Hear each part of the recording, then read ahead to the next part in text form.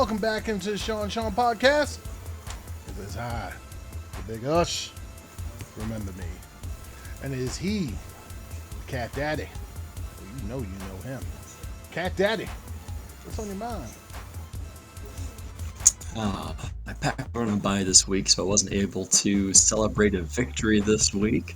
But man, what a wild week. We saw some close games. We saw some bad officiating. We saw some missed extra points. Water's Par wet. for the course this year.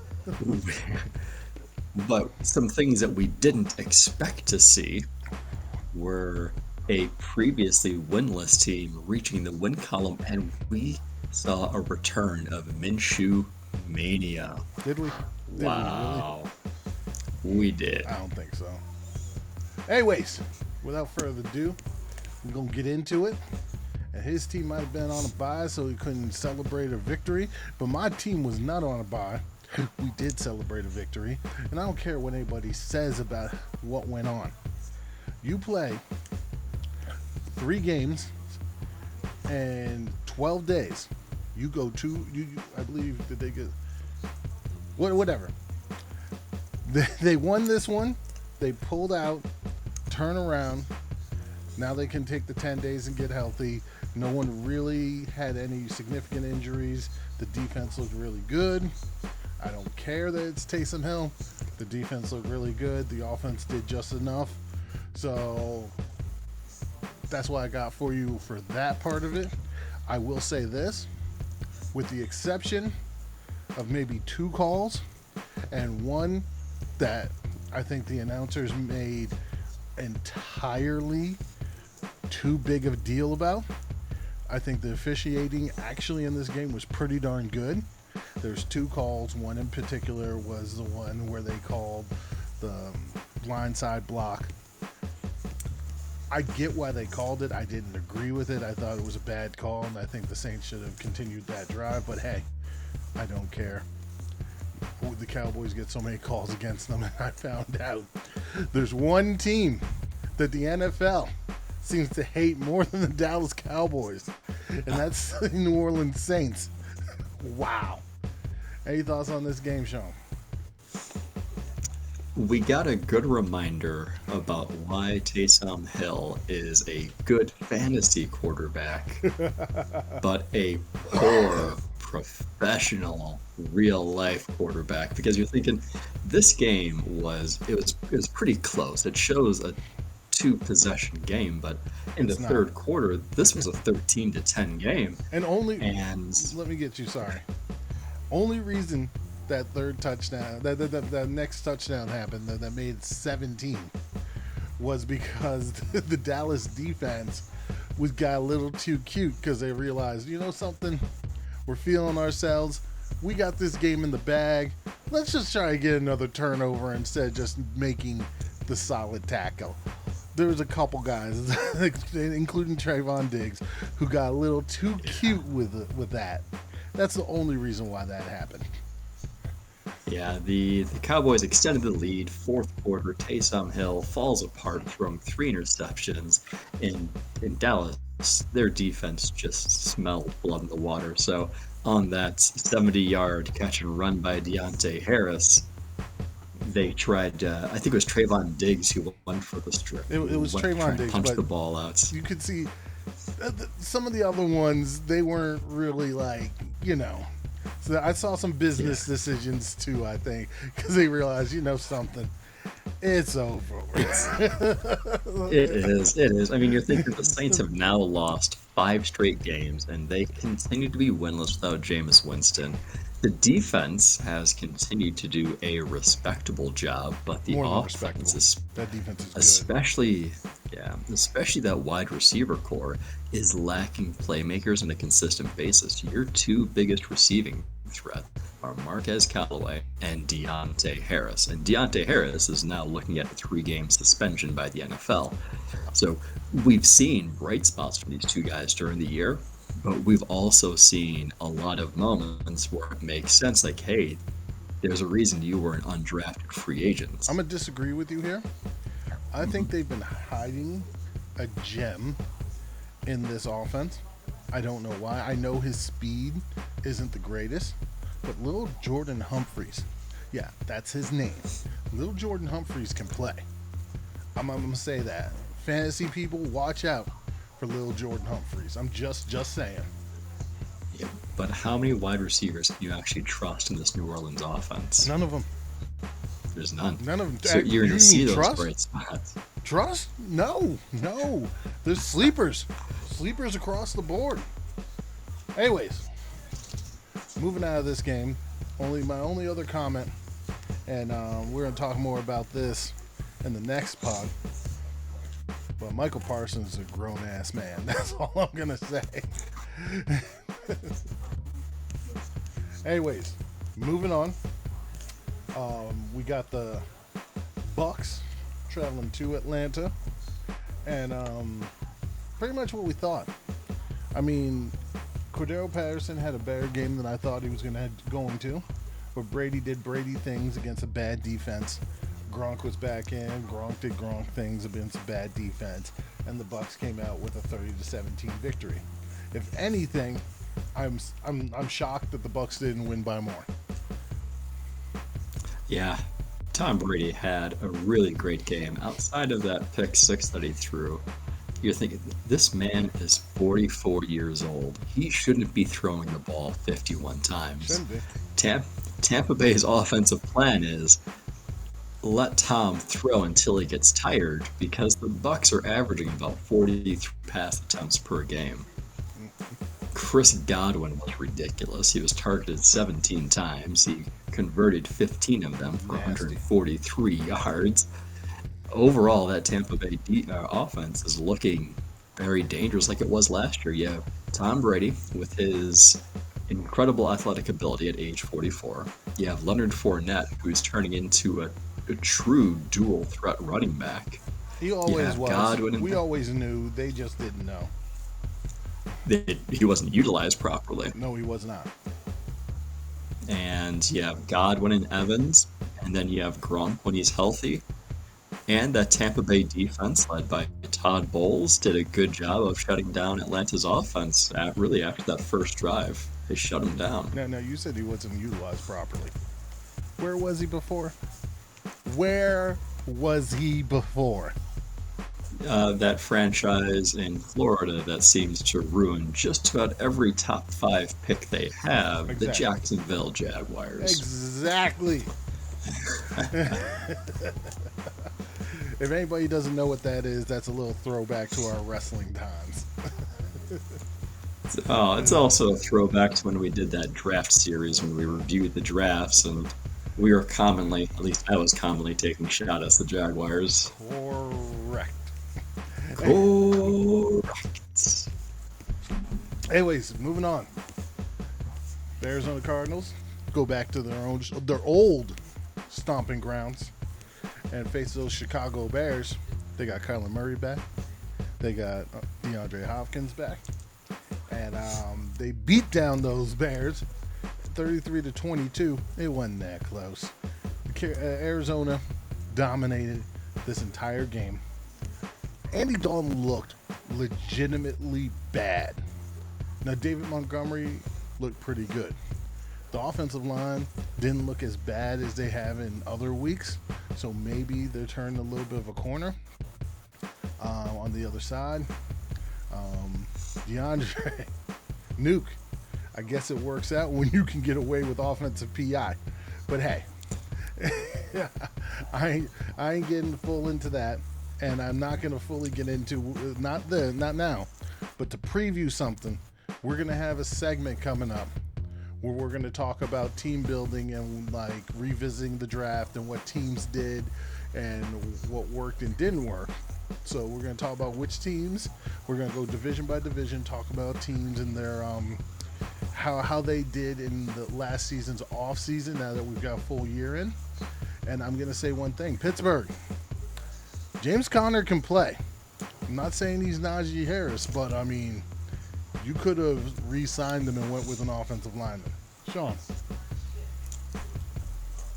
We'll take the attention off Pittsburgh for a few moments. Yeah.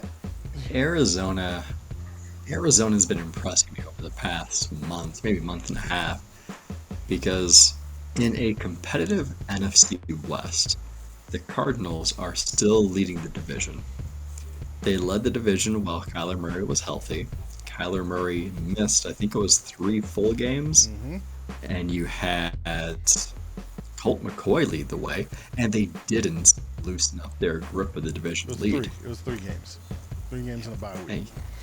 And guess what?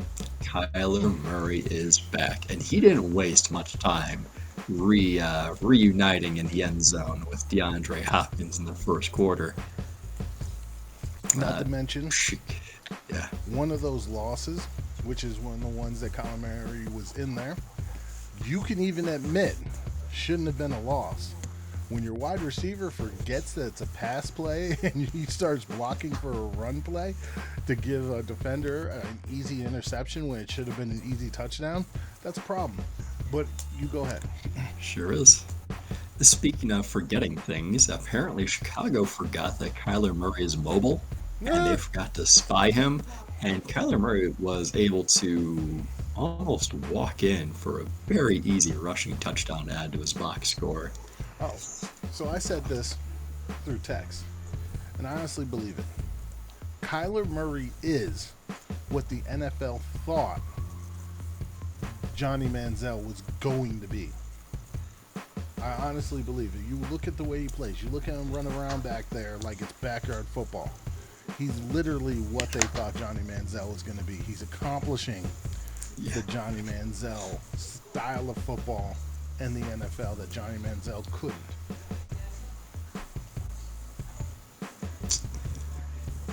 It's very true. Very true. Like you were saying before, Andy Dalton was doing Andy Dalton things. He threw 4 interceptions. And Chicago's bad offense. Bad one. Yeah. His wide receivers didn't help him very much, as there were, I think several of them had hit the receiver's hands. No. Did you watch any of that game? There's the one that there's one, and that's the one to Cole Kmet, because Cole Kmet had it. He falls down. No one touching him. The ball bounces in the air, and that one. But there's another one. The first one, in particular, there's 2 of them where Andy Dalton thought his receivers were 10 feet tall, and the receivers tried to go up and get it, bounce off their hands into the defender. The one by Zach Allen in the 4th quarter on the screen pass. I think that might have been one of my favorite ones. Yeah. Anyways, moving on. Was. Moving on. We don't really need to poo-poo on Chicago this much. We're going to poo-poo on someone else. The Chargers go into Cincinnati and take down them Bengals. And here's the thing. Bengals look like garbage at first. My guy, Jamar Chase, he had a game to forget. He had at least 2 drops, one seriously costly, which was a touchdown that turned into an interception because I don't know what type of thing. I mean, the ball just like, was the ball heated to 100 degrees or something? Like what exactly made it so that it literally, like, it was almost like you ever had magnets and how they move away from each other? It kind of looked like that. But then the Bengals made a comeback, and then the Chargers took over, and the Chargers won this game. Any thoughts, Sean? The Bengals seem to be one of the more polarizing teams in the NFL this season. It's either they're on or they're not.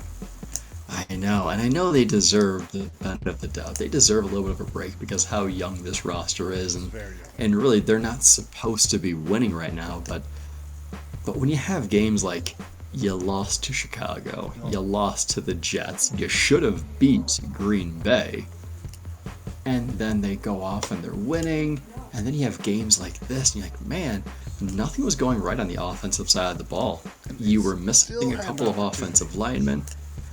Your running game just wasn't doing anything. It didn't help that Los Angeles got out to a 24-0 lead early, so Cincinnati had to abandon the running game But at early. one point, this game was 24-22.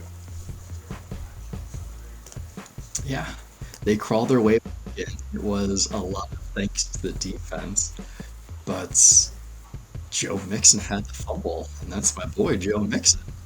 And he lost that fumble, and I don't even think he was It looked like touched an in that unforced play. error. Yeah, and then it was a scoop and score, so you had a 14-point swing right there, assuming that Cincinnati would have scored in that.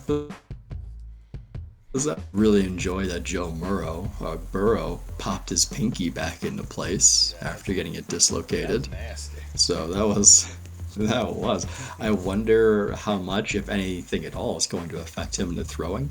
It doesn't sound like it will, since I wouldn't expect it to be anything like a Russell Wilson type injury where he doesn't throw very well, because Russell Wilson, I think, was the index finger and this is the pinky. Not that pinkies don't matter, but when gripping the football, I don't think pinkies matter that much. Index and thumbs and stuff like that. Yeah. All right. Yeah. Moving on from this, let's go to the story. The Minnesota Vikings, they go to Detroit, and they get beat by the Detroit Lions. And I don't think that DeAndre Swift was playing. What just happened? And I mean, if I told you this, Sean, tell me, if I told you this, that Kirk Cousins threw for 340 yards in 2 touchdowns, and Justin Jefferson caught 11 passes for 182 yards and a touchdown, and their backup running back ran for 90 yards and a touchdown, what would you say to me? Well, if you told me that the opponent was Detroit, you could have rattled off any stat, and I would have assumed that the other team would have won the game because of how Detroit's played this year. But in this scenario, I would have thought, all right, Minnesota had a good game. Hold on, I They missed probably a won. really good segue. I should have said, talk about polarizing.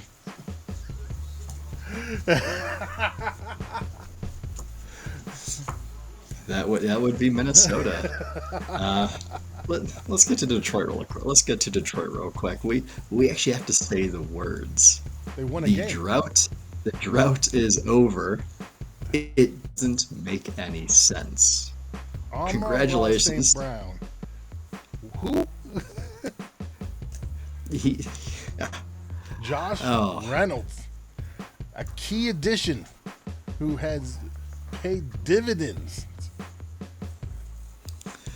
He has.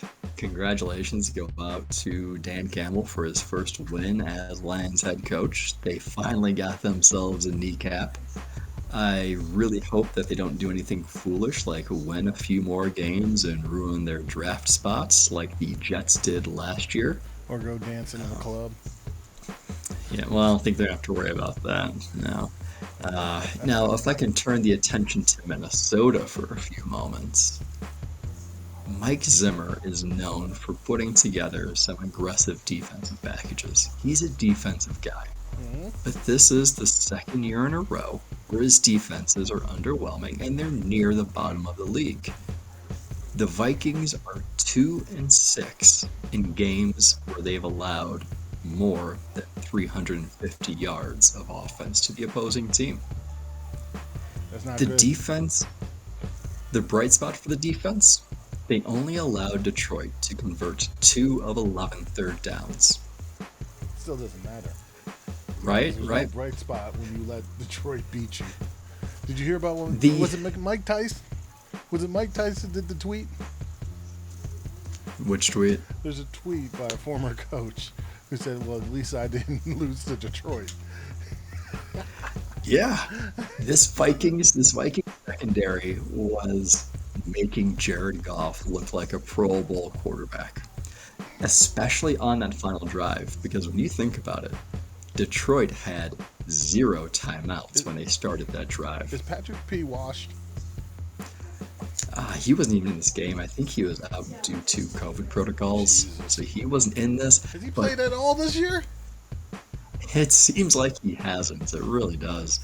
But I want to know, on that final play, what was Cameron Dantzler doing, giving so much cushion to Josh Reynolds? Or not Josh Reynolds, but Amon-Ra St. Brown. Amon-Ra What was St. he Brown, doing? of all players, considering his speed does not scare anyone. I don't know. Did Dantzler have the fear that maybe Amon-Ra St. Brown maybe may get behind him, maybe do a fade type of throw?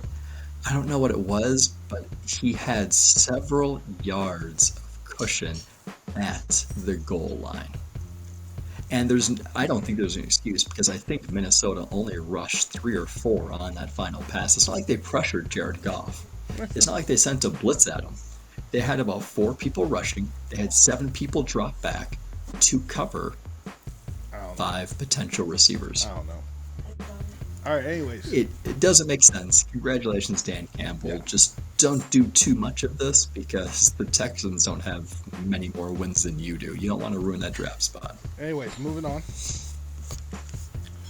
We got the Giants going down to South Beach. They didn't bring their talents, though. They didn't bring their talents to the Meadowlands either. And they got beat by the Miami Dolphins. See, it's an M word. By the Miami Dolphins, 20-9. This could have been worse. Tua was on. I saw a bunch of drops. Now note, they were in tight windows, but Tua was putting it on these receivers, and I did see a bunch of drops. Even with that, I gotta wonder, did this team take too long to get healthy? Because it seems like they got healthy, and all of a sudden they've been playing pretty good. They are. Miami's on a 5-game winning streak after a 7-game losing streak. Talk about polarizing. Talk about bizarre. Did Brian Flores get them back on track? Did Tua's return, 4 weeks ago, make a difference? I think they got healthy. I think the corners, let's not forget, they had 3 cornerbacks that were injured. Now, one of those secondary people getting injured helped them, because Javon Holland getting back again, the starting role, then those corners getting healthy, and then Tua getting healthier. That's what helps. And in this game, they had their top 2 wide receivers, and they were making plays downfield. They did. All they had to do was be patient. Now, it's really hard to be. It's hard for fans. It's hard for managers have to mortgage their future and make a trade for a quarterback during the offseason or even before the trade deadline, because since the trade deadline, Tua is 4-0. He's been the starter for 3 of the games, and he came on in emergency relief. He was the reason why they won Brissett. the other game. He was the reason why they won that game. They were And not winning that Baltimore. game when Brissett was in there. Now, for the key for Tua, and especially the key for the Miami fans and management, is you have to be patient, because Tua is not going to wow you with his arm strength and his deep shots. He's going to win with the accuracy and the ball protection. You have to get used to that. Did you watch any of this? He had some precision passes, like in traffic, right in the gut. That being said, well, switching over to New York for just I was about to say, let's let's talk really, about really quick. Yeah. the other team. One thing we know for sure is that Jason Garrett wasn't the problem. Well, he was one of the problems. The players are being targeted now. Kenny Golladay got targeted, but maybe Kenny Golladay is just a tad bit overrated. Maybe, that could be the thing, just a tad. Also, when you got Napoleon Dynamite throwing the passes, I mean Mike Glennon, um, it's just, New York's a mess. In my opinion, New York's a mess. They've got some good players, but I mean, the biggest part of this whole thing for me, and you tell me, but Saquon Barkley, is he fully healthy or has he lost something? Because it looks like he's still trying to be Saquon, but it doesn't look like he can. I don't think he's fully back yet because he even had a little bit of a setback during this season. Look at the status of New York. Their whole team is a big question mark when it comes to injuries. You fired Jason Garrett. You got to imagine Dave Gettleman's time is coming, along with Joe Judge. Does the team pick up Saquon Barkley's extension? I don't know. This team is in limbo. Dave Gettleman has put this team in a bad spot, in my opinion. Daniel Jones. I mean, you could argue they should have drafted better. Daniel Jones. He's do you another continue one. with a quarterback who, he played very well and mistake-free early on, but eventually he regressed. He started doing a lot of turnovers, and he's proven to be injury-prone also. So, I mean, where do you go with him? It's a really tough spot for New York to be in because my crystal ball is telling me that we're heading toward a reset or a rebuild. Complete. All right. Now moving on to a different team that's got other problems. All right. Everybody's trying to say Minshew Magic is back because the Eagles beat the Jets 33-18 in East Rutherford. Let me remind you guys of something. I know they won last week, but the New York Jets are who? The New York Jets. They are not a good football team. The Eagles should be beating the New York Jets. It's honestly, they should. Now, that being said, kudos to Dallas Goedert for getting the contract and going out and showing why they paid him. Good for you, my friend. Do it every week, except for 2 weeks a year. 2 weeks a year, I want you shut down. That being said, maybe take a breather, sit on the bench for a while. That being said, the Jets, you're still without Michael Carter. Zach Wilson's taking steps. Elijah Moore's a bona fide stud. But you guys got a long way to go. This is not a sprint for you guys. You guys are probably not going to be competitive next year either. It's probably going to be like a 2 to 3 year plan. Just saying. Any thoughts, Sean? No Jalen Hurts. No worries. Minshew Mania is back. At least for 1 week. In 1 week only. Did we not just establish this as the Jets? Whenever you have the chance to talk about Minshew Mania, you take it, no matter who they're playing. Is this going to lead to a quarterback controversy? No, it's not. Sirianni already shot that down. There's no quarterback controversy. I do, from what I saw, I watched parts of the game, not the whole thing, but from what I saw, the Eagles' offense looked better with Minshew as quarterback. The Jets. They were able to use Miles Sanders. They spread the ball around. They moved the chains. I know. That's why Minshew Mania is not going to last more than 1 week. I expect Jalen Hurts to be back this coming week. I want to know what the offense would look like with Jalen Hurts there against the Jets. Jalen Hurts have thrown the ball 18 times, completed 10 of them for like 120 yards, and then he would have ran like another 18 times. I mean, we'll see. I'm not off of Jalen Hurts just yet. Anyways, we're not gonna I think this was Zach Wilson's best game as a pro as far as how he looked out there. Oh no, he's coming along. He's coming Granted, it along. was against the soft zone defense of Philadelphia, but he still looked good. Well, he's coming along. We'll see what happens in the future. Next up, the Indianapolis Colts went down to Houston and blanked Houston, put on 31, and said, "Thank you very much for the easy victory." That's all I got. Philly gets their first round pick from Indy. Now it's going to look like it's going to be a playoff pick, but hey, that's what happens. Sean, any thoughts on this one? I think right now the Houston Texans are the only team in the NFL that are mathematically eliminated from the playoffs. I think they're the only team Detroit? because there is still a way that Detroit can make the NFC as a wild card. I mean, it involves like every single thing going their way to make it. A massive meltdown on Everybody, the yeah. Yes, twice over. Yeah.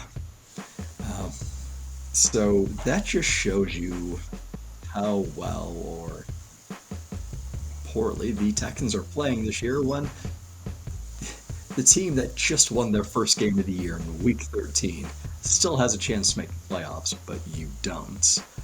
And the Colts didn't have to do much in this game because the Houston Texans appeared to be a very uninspired ball club out there. Nope. Tyrod Taylor was benched, maybe due to performance, maybe injury. I'm not sure which one led to his benching. Doesn't But matter. Davis Mills took over, and you know what? He didn't You look much didn't better. notice a difference.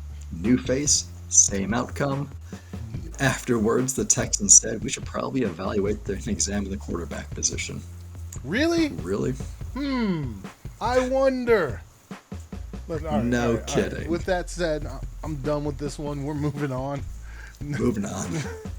Next up, another team with quarterback nonsense. The Washington football team goes into Las Vegas and they win 17-15. How in the world did the Washington football team only put up 17 points on the Las Vegas Raiders? Explain this to me, Sean. This was a close game But that it didn't shouldn't have have a been. lot of It offense. shouldn't No, have been. no. No.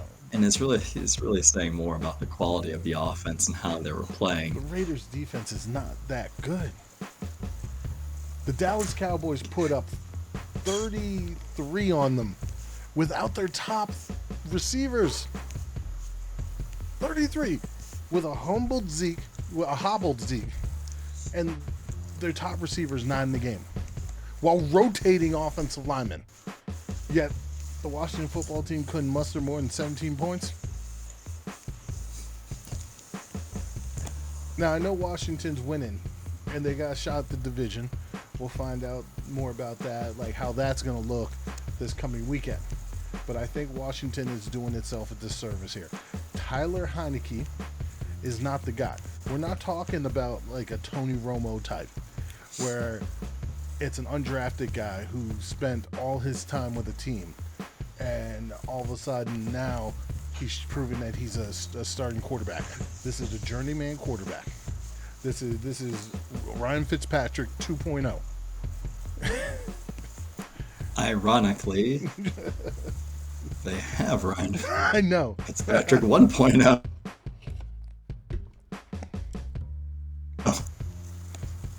The last note I have for this game is I thought Washington got away with the defensive pass interference Oh, in the they final did. possession by Las Vegas. Not sure how that was missed, but here we are. It's the NFL in 2021. We call what we want to call, Oh, and we imagine just it was ignore last everything else, week, no matter though. how blatant it was. Imagine it was last week, though. Yeah. Just saying. Imagine it was the Cowboys playing the Raiders. Oh, wait. I don't have to imagine. I saw that game.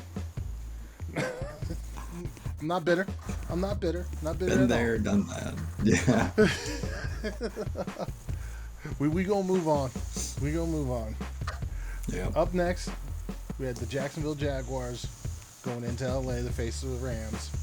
And, I mean, it's what we've been saying all year. The Jaguars were just outmatched. They played tough. I mean, you can see it. The Jaguars played tough. But they're outmatched. This is going to take time too, just like the Jets.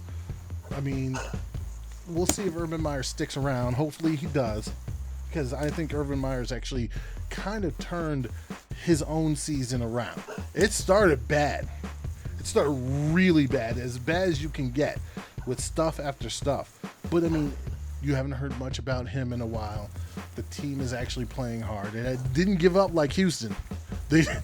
You watch this game, they didn't give up like Houston did. So I mean, he's got this team trying. It's just the roster needs a lot. Yep, this one was a blowout, not even close. Los Angeles could have slept to walk through this game, still picked up the victory. I want to fast forward to my WTF moment. You talk about how you want Urban Meyer to be good, and I get it. It's not that I want it. It's not that I want it. I'm just saying, like, it seems like he's trying. Okay. Well, my WTF moment for the week. Fourth quarter, this game is well out of hands. Your starting running back, James Robinson, is dealing with some minor injuries. I think it was an ankle and a heel, or a heel knee, but he's got injuries. He's not his normal self in this game. He's not playing quite as well. But for some reason, very late in the game, when it's already out of hand and you have no opportunity to win this, you still have James Robinson out there taking carries when he's battling all these injuries. And when Urban Meyer was asked about it after the game, he pled ignorance, said that he wasn't aware, and he tried throwing his running back coach under the bus. Urban, this is your team. At least for now. How are you not aware how your players are being utilized? This is your team. At the same time, just at the same time, to go ignorance. I'm not saying you're wrong. I'm saying you're right. He should know. But at the same time, he doesn't run the offense. He does not run the offense. There are times, we've seen it in the past, where coaches do, like, position, specific coordinators do things unbeknown to the head coach, and this has happened to good head coaches. So it is possible. It is possible that the offensive coordinator's like, you know something, my offense needs reps, and I need my top guy out there to give them reps, because we got to make sure that they keep growing and learning. And I'm not saying that's an excuse, because it's still nonsense, and Urban should be taking the hit for it regardless. Even if it's not his fault, he should take the hit. He should know who on his team is injured and tell the respective coaches, hey, now, this game's out of hand. At the same time, let's stop getting him in the game. At the same time, how many times have we seen players? What if it's James Robinson asking to be in the game because if he gets umpteen yards, he gets some sort of incentive? And again, I agree with you, but you see it all the time. I see where you're coming from, but I suppose if I were Urban Meyer, right, there'd be a lot of things done differently. No. In this case, I get you. Get him off the field. I get you, but you see it all the time. All right, moving on. The Ravens traveled to Pittsburgh, and I don't even know what happened in this game. I'll say this. Lamar Jackson is the most fun person to watch in football, even when he's playing badly. And he's played badly the last, 3 weeks. So this game, Pittsburgh did absolutely nothing for a complete half of football. And then all of a sudden they turned it on and they played better. But the Baltimore Ravens played completely erratic all game long. Not to mention, you said WTF. This ain't even my WTF moment, but it almost was until Monday night came, so we'll talk about that when we get there. But this moment here, John Harbaugh. I'm all for being aggressive, but I'm also for playing smart. And it was not smart. to go for two. I'm sorry, it wasn't. It really, really wasn't. I get that you had a good play call. I get that if it was a better throw. I get that maybe if Mark Andrews tips it to him. Woulda, shoulda, coulda. You know what? Here's my problem here. You have literally the best kicker in NFL history. Kick the extra point, play good defense, and get that boy down there to win that game. Go ahead, Sean. I actually have no problem with John Harbaugh's call going for two. I'm cool with that. Because what have we seen from him this year? We've seen that he's been a more aggressive play caller this year. Through his career, Lamar Jackson's converted nearly half of the 2-point attempts. They weren't playing well. They weren't Exactly. playing well. Exactly. Baltimore's on the road. They're not playing well. You just lost one of your best defensive players, and your defense wasn't stopping Pittsburgh. Pittsburgh's defense was killing that Baltimore offense, especially TJ Watt.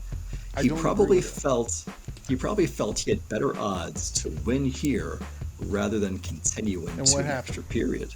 The play call was great. It's just that guy TJ Watt ruined it. He didn't ruin the play. He did. Lamar he made Lamar missed that Jackson throw sooner. Lamar didn't want to throw that soon. Lamar missed that throw. Lamar could have made it. I'm going to say it. People put my quarterback on blast all the time. I'm putting the favorite here, Lamar, on blast. Lamar missed that throw. We gonna agree to disagree here. Okay. Aggressive or not, you got Justin Tucker. Use him. But speaking of defense, Miami a few weeks back, Cleveland last week, Pittsburgh this week.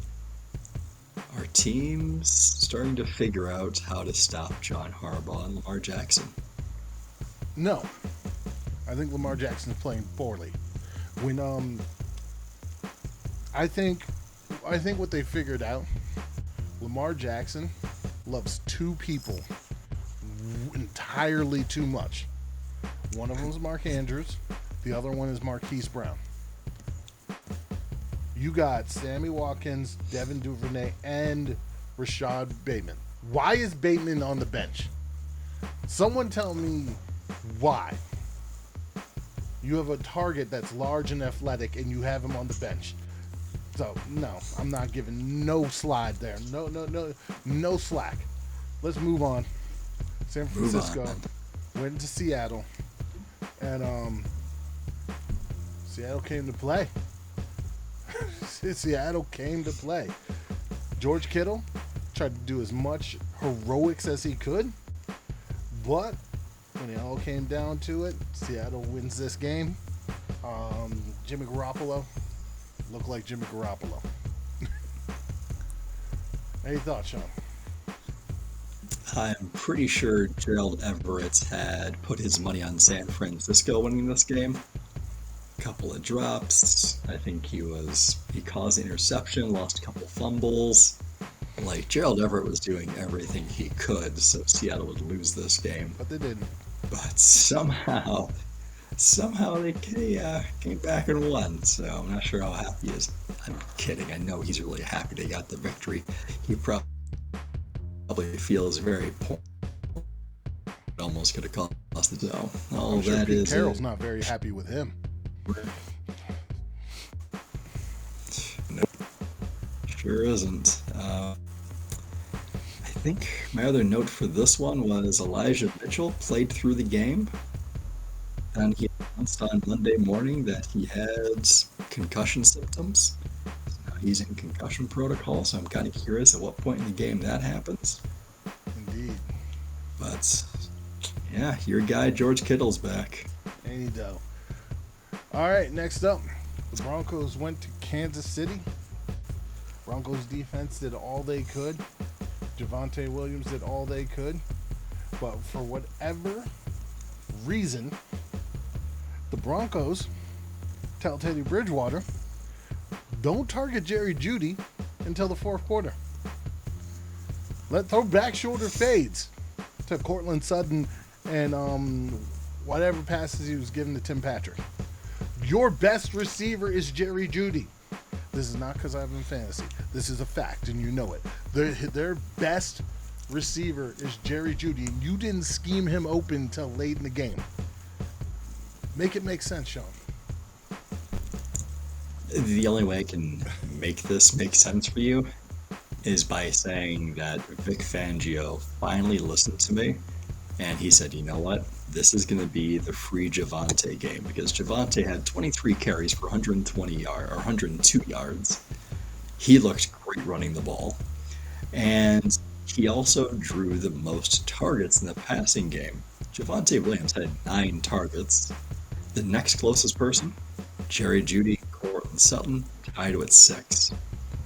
Javonte Williams had 6 receptions, which led the team, and he had 76 yards, which was just 1 yard shy of Jerry Jeudy. And guess who got the only receiving touchdown for Denver? Javonte Williams. Javonte Williams. It was the free Javonte game. That's the only thing I can think of as to why Jerry Jeudy didn't. It's been going on for a while, where they just ignore Jerry Jeudy. I don't get it. I don't get how you drafted this guy last year in the first round. He is a supreme talent. I know you didn't have him for most of the year, or for like 5 games or something, 5-6 games. But in all honesty, I think Vic Fangio's offensive plan was to come out, control the ground game, control the clock, and keep Patrick Mahomes off the field. And I loved it. And for the most part, the execution was there, but they had problem putting points on the board.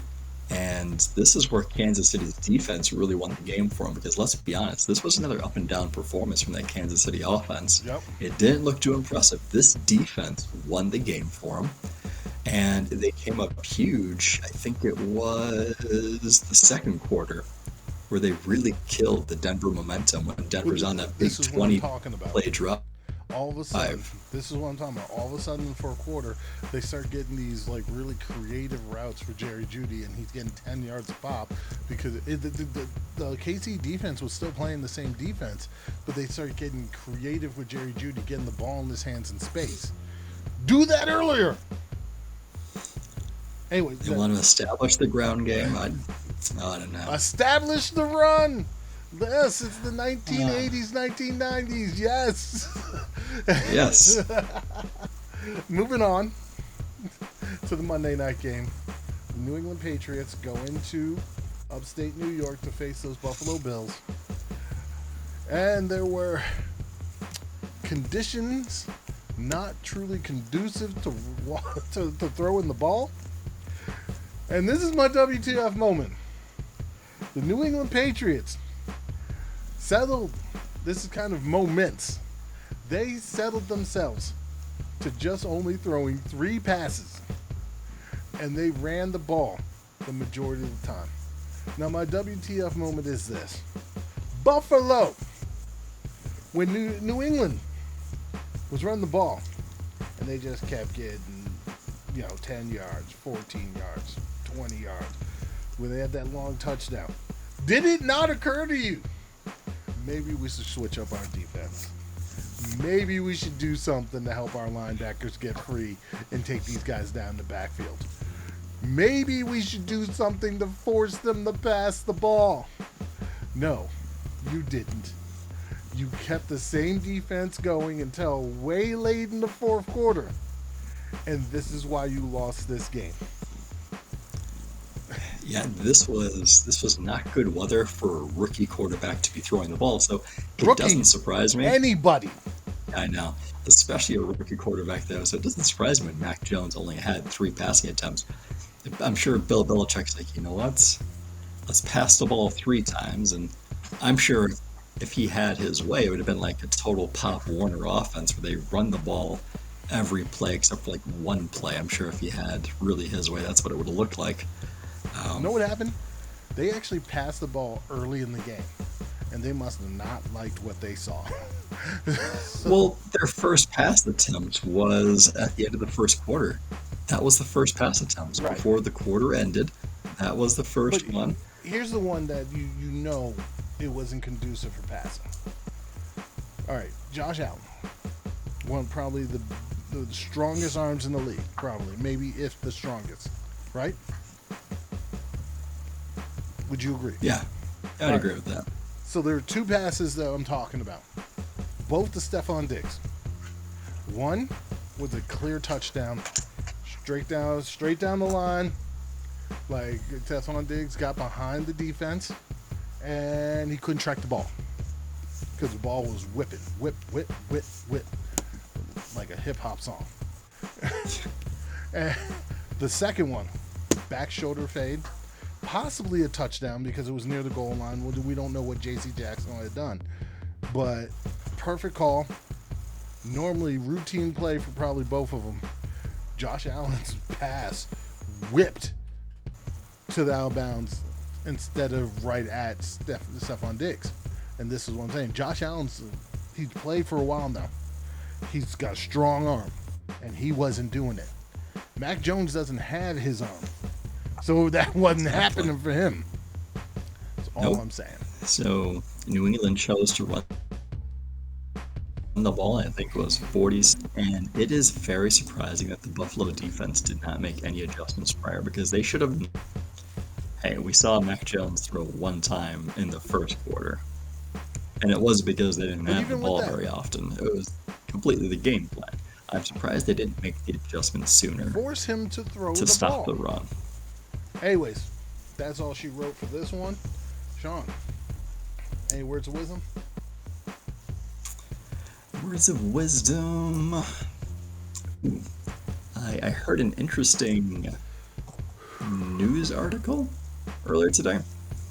Well then. So I guess a woman in November was flying, forgot where she was flying, but she had her cat on board. And hey, I'm a pet lover. I love cats. But there's a line that needs to be drawn, right? And here's a line that's to be drawn. Is that on the flight, the woman was trying to breastfeed her cats. What the fuck? I mean... Right, see, I'm not even going to stop you on that one. Right? So, there's a clear line that's drawn when it comes to pets. I know if you're like me, they're like family, you love them so much, but still, there's a line, right? Don't be the person on the airplane who's trying to breastfeed a cat. It's What? weird. What? No. What? I'll send you the article if I can find it. That's weird. Again. That's more than weird. That's unnatural. Like, completely. Yes. Don't breastfeed Yes. no cats. Don't. You know, Oh, there's a line to be drawn. like, what was it, a kitten? I'm not sure the age of the cat. I'm hoping it's a kitten. Seriously. All right. My words of wisdom. All right, it's not going to relate to everybody, but for you people, yes, I said you people, in them cold weather states, it's getting chilly out there. Make sure you bundle up.